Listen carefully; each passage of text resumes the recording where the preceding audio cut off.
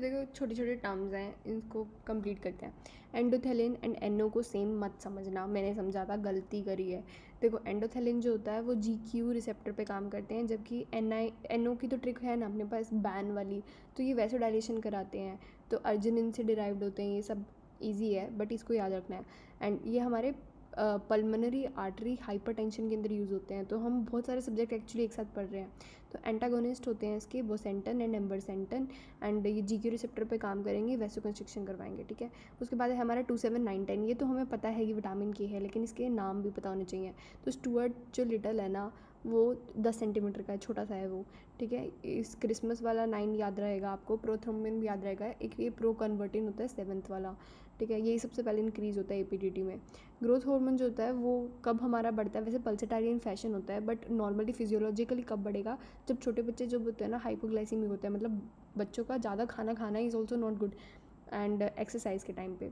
Herring and Sherrington बहुत confusing है, तो इसकी ट्रिक है मेरे पास। देखो Sherrington is similar to sharing, तो शेयरिंग में हम, ये क्रॉस निमोनिक है, ठीक है, पहली बात तो। शेयरिंग में हमें अनइक्वल हमने डिस्ट्रीब्यूट किया, ठीक है। तो अनइक्वल डिस्ट्रीब्यूशन क्या हुआ, एंटागोनिस्ट जो है हमारे इनिबिट हो गए। हेरिंग के अंदर हमने क्या किया, इक्वल डिस्ट्रीब्यूशन दिया, लेकिन यॉक मसल्स में। तो असल में शेरिंगटन इज़ नॉट शेयरिंग ऐसे कुछ लर्न कर लो, ठीक है। अब ये जो हमारा क्वेश्चन अभी रिसेंटली आया था, ठीक है। तो ट्रेकिया 0 जनरेशन होता है, एंड ट्रेकिया से लेके टर्मिनल ब्रोंकियोल जब तक, मतलब 16 तक हमारे सारे के सारे एक्सचेंज जोन होते हैं, बाद में रेस्पिरेटरी जोन आएगा। तो इसमें ना बस आपको ये इसके नंबर थोड़े से आइडिया होना चाहिए। 23 तक की बात करेंगे, ट्रेकिया इज़ 0, ट्रेकिया 0 जैसा है स्टार्टिंग से, तो हमने ऐसे स्टार्ट किया। टर्मिनल ब्रोंकियल 16 जनरेशन तक होती है, 17 18 ये जो नंबर है ना, ये सेम नंबर होते हैं हमारे विजुअल कॉर्टेक्स के भी, ठीक है। तो रेस्पिरेटरी ब्रोंक्यूल्स हो गया, एल्वियोलर डक्ट हो गया हमारे 20 21 22 एंड लास्ट वाला 23, ठीक है। 3 में से डिवाइड कर देना, हो जाएगा आपसे। एंड हमारे जो टर्मिनल ब्रोंक्यूल होते हैं वहाँ पे स्मूथ मसल ज़्यादा होती है। Both prolactin and growth hormone are भाई भाई, ठीक है। तो जो हाँ वो बढ़ेगा वो भी बढ़ेगा। तो हमारे ये कहाँ पर होते हैं, ये पिगलेट के अंदर होते हैं। पिगलेट क्या होता है, हमारा जैक वाला, ठीक है। फिर उसके बाद आएगा हमारा कैल्सिटोनिन एंड PTH, ये दोनों अपोजिट होते हैं, ठीक है, दोनों का काम उल्टा हो गया। अब प्यूबर्टी के अंदर ना देखो, ग्रोथ और प्यूबर्टी या फिर ग्रोथ के अंदर एक होता है परमिसिव रोल, एक होता है ट्रिगर। ट्रिगर मतलब जो एक्चुअल में पार्टिसिपेट कर रहा है, तो हमारे GnRH FSH LH एंड हमारे जो सेक्स हार्मोन्स होते हैं, टेस्टोस्टेरोन ईस्ट्रोजन, ये एक्चुअली में ग्रोथ प्यूबर्टी पे एक्ट कर रही हैं।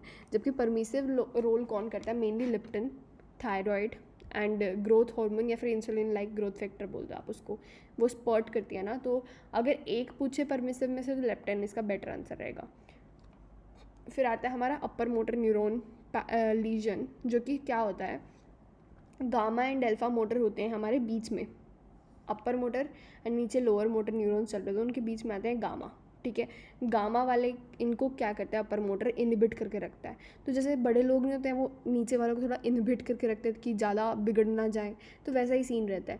लेकिन अब उसमें लीजन हो गया, अब कोई बड़े जो लोग थे घर के वो चले गए, तो अब वो फ्री हो गए। तो फ्री हो गए तो ना क्या होता है कि ज़्यादा की ज़्यादा एक्टिविटी हो जाती है, मतलब रिजिडिटी वगैरह आ जाएगी, टोनिसिटी हाइपर टोनिसिटी बढ़ जाती है, तो अपन पढ़ते हैं ना स्पैस्टिक पैरालिसिस, तो उसके पीछे यही रीज़न होता है। एंड अब 2 टाइप के होते हैं रिजिडिटी में, ये क्या होता है, हमारा ब्रेन लेवल पे लीजन होता है, तब हमारी डीसेरिब्रेट रिजिडिटी मिलेगी या फिर डीकॉर्टिकेट। डीसेरिब्रेट में 2 बार ई आ रहा है, तो मतलब आपको याद रखना है एक्सटेंशन। तो आप इमेजिन करो कि आप ना बागा देखा है आपने बागा हमारे तारक मेहता का एक करेक्टर है, तो वो क्या होता है, वो अपनी लेग्स एक्सटेंडेड के साथ हमारे अपने हाथ हमेशा फ्लेक्स रखता है। जिसको नहीं पता उसके लिए बता रही हूँ, तो आर्म्स फ्लेक्स रहता है एंड लेग्स एक्सटेंडेड रहेंगे। इसके अंदर दोनों ही एक्सटेंडेड रहेंगे, डीसेरिब्रेट में 2 बार ही आ रहा है, ऐसे भी लर्न कर सकते हैं आप, ठीक है। उसके बाद अब कौन सा, क्यों ऐसा होता है, क्योंकि हमारे ये above the level of red nucleus होता है, तो जहाँ पर हमारे रूब्रो स्पाइनल ट्रैक्ट इंटैक्ट रह जाते हैं, बस कॉर्टिको स्पाइनल ट्रैक्ट चला जाएगा, ठीक है। तो above the level of red nucleus कहाँ पर होता है, हमारा मिड ब्रेन के अंदर, मिड ब्रेन से ऊपर लीजन हुआ है आपका, ठीक है। और इस रूब्रोस्पाइनल के कारण वेस्टिबुलोस्पाइनल ट्रैक्ट के कारण लेग्स एक्सटेंडेड रह जाती हैं। डीसेरिब्रेट के अंदर क्या होता है, वेस्टिबुलोस्पाइनल ट्रैक्ट जो होते हैं वो इंटैक्ट रह जाती है, रूब्रो भी गया, CST भी गया, below the level of red nucleus होता है ये, ठीक है। तो मेडुला ऑब्लोंगेटा वगैरह इन सब में लीजन आ गया, ऐसा इमेजिन करो। टॉनिसिटी को क्या होता है, पैसिव देखो resistance against the passive stretch, ठीक है, आप पैसिवली उसका रेजिस्टेंस फील कर रहे हैं, तो that is tonicity. And beta, देखो बीटा HCG जो होता है ना, उसका structure LH, FSH and TSH तीनों के इक्विवेलेंट होता है, लेकिन ज़्यादा LH के होता है बिकॉज उसकी अल्फा एंड बीटा दोनों ही करेक्टरिस्टिक सब यूनिट सेम होती हैं। फ्रैंक स्टार्निक लो जो होता है ना, लेंथ एंड टेंशन का रिलेशनशिप बताता है। एंड अभी पूछा भी था इन्होंने INICT में भी ना कि इसके बेसिस पे बताओ कौन सी पल्सेस होती हैं, तो इसका आंसर है पल्सेस अल्टरेंस एंड हमारा ऑल्सो कोलैप्सिंग पल्स, ये दोनों आंसर आते हैं, ठीक है। इनसेंसिबल वाटर लॉस होता है हमारा 700, उसमें से आधा लंग्स ले जाते हैं, उड़ा देते हैं, इसका हम कुछ नहीं कर सकते, वाटर लॉस होता ही है, सब में ही होता है, ठीक है। उसके बाद सेरिब्रल परफ्यूजन का होता है map minus ICP, intracranial pressure. फिर पेरिफेरल के अंदर क्या आएगा, कीमो सेंसिटिव। हाँ देखो रेस्पिरेशन में क्या होता है, एक होता है हमारा पेरिफेरल, एक होता है केमिकल कीमो रिसेप्टर्स। तो peripheral chemoreceptors are sensitive to oxygen K+ channel and chemical chemoreceptors are sensitive for H+ in CSF, CO2 दोनों के लिए होता है, ठीक है, तो ये बहुत इंपॉर्टेंट है। एंड पोलीयूरिया जो होता है हमारा 50 ml पर kg में होता है। डिप्रेशन, देखो ये डिप्रेशन गलत लिख दिया है, DHYR वो रिसेप्टर्स लिखना था, वो RYR मैकेनिकली कपल्ड होते हैं, ठीक है, छोड़ो इस पॉइंट को। हेप्सिडिन जो होता है वो इनिबिट करता है फेरोपोटिन को। एंड मैक्सिमम एरिया होमनकुलस का मतलब क्या होता है, होमनकुलस जो होते हैं हमारे सेंसेशन वगैरह बताती है, मतलब increases the preciseness of the movement. इसका मतलब होमनकुलस मतलब सेंसिटिव एरिया बता रहा है। अगर इतना सारा उसने पार्ट ले रखा है उस होमनकुलस का, मतलब कि कितना फाइन, मतलब प्रिसाइज मूवमेंट्स होंगे, प्रिसाइज ये बताएगा, ओके। वेसोप्रेसिन जो होता है SIDH होता है, लेकिन क्या होता है एक टाइम के बाद इतना ADH रिलीज होता है कि वो थक जाता है, एंड वो क्या करता है V2 को कहता है बस बहुत हो गया डाउन रेगुलेट कर देता है V2 रिसेप्टर को, लिटरली ADH ज़्यादा है लेकिन डाउन रेगुलेट हो गया, इसलिए ADH का एक्शन नहीं आता। यूवोलेमिक हाइपोनेट्रीमिया क्यों मिलता है, क्योंकि हमारा वेगल एस्केप होता है because of presence of ANP। अब आता है वेबर फेचनर, वो इंटेंसिटी ऑफ स्टिमुलस से रिलेटेड होता है। आइज़ के अंदर हमारा प्राइमरी होता है फोटो रिसेप्टर, सेकेंडरी होता है B4B bipolar and ganglion, and then fourth होता है ऑप्टिक रेडिएशंस। TLC को, टोटल लंग कैपेसिटी को हम कैसे मेजर कर सकते हैं, प्लेस्थोमोमेट्री से। फंक्शनल रेजिडुअल कैपेसिटी को हीलियम से, लेकिन एनाटॉमिकल डेड स्पेस जो होता है जहाँ पर कोई कुछ भी नहीं जा पाता कंडक्शन के लिए ना, तो उसके लिए फॉलर एंड N2 हमारा मेथड होता है, ये याद रखना है। प्लेस्थोमोग्राफी वो थ्रोम्बोप्लास्टियोग्राफी जैसा नहीं लग रहा, तो आप लर्न कर लेंगे वाला तो। अच्छा, मैसेंजर सेल जब कॉन्ट्रैक्ट करते हैं ना, तो क्या होता है कि हमारा फिल्ट्रेशन एरिया को कम कर देते हैं, ठीक है, उसका कुछ भी रिलेशन नहीं है हाइड्रोस्टेटिक प्रेशर से, लेकिन फिल्ट्रेशन एरिया कम हो जाएगा तो हमारा GFR डिक्रीज हो जाएगा। I am so sorry, GORGIAS decrease हो जाएगा, क्या लिखा है, ओके सॉरी। फीड फॉरवर्ड जो होता है उसके अंदर ना 2 एग्जाम्पल हमें याद रखने हैं। सिफेलिक फेज ऑफ ईटिंग से क्या होता है, आपका इंसुलिन भी इंक्रीज हो जाता है सलाइवेशन के साथ, and temperature regulation. Feedback gain जो इन्फिनिटी है, ये सारे PYTs हैं यार, तो ब्लड वॉल्यूम होता है, ठीक है। फीटल हार्ट रेट जो होता है वो हमारा कैरोटिड वाले इंक्रीज़ कराते हैं। कॉन्ट्रैक्शन, देखो रिलैक्सेशन कैसे होगा जब ATP बाइंड होगा, लेकिन कॉन्ट्रैक्शन कैसे होगा जब कैल्शियम बाइंड होगा ट्रोपोनिन C से, तो एक्टिन जो होता है ना वो फ्री हो जाता है, एंड मायोसिन जो होता है वो उससे अटैच होता है। एक्टिन एंड मायोसिन कैसे होगा, जब हमारा कैल्शियम बाइंड होगा C4C, calcium is binding to troponin C, and then actin and myosin add होते हैं, एंड PI का रिलीज होने से पावर स्ट्रोक होता है, ठीक है, एंड वो हटेंगे कैसे, ATP के बाइंड होने से, ओके।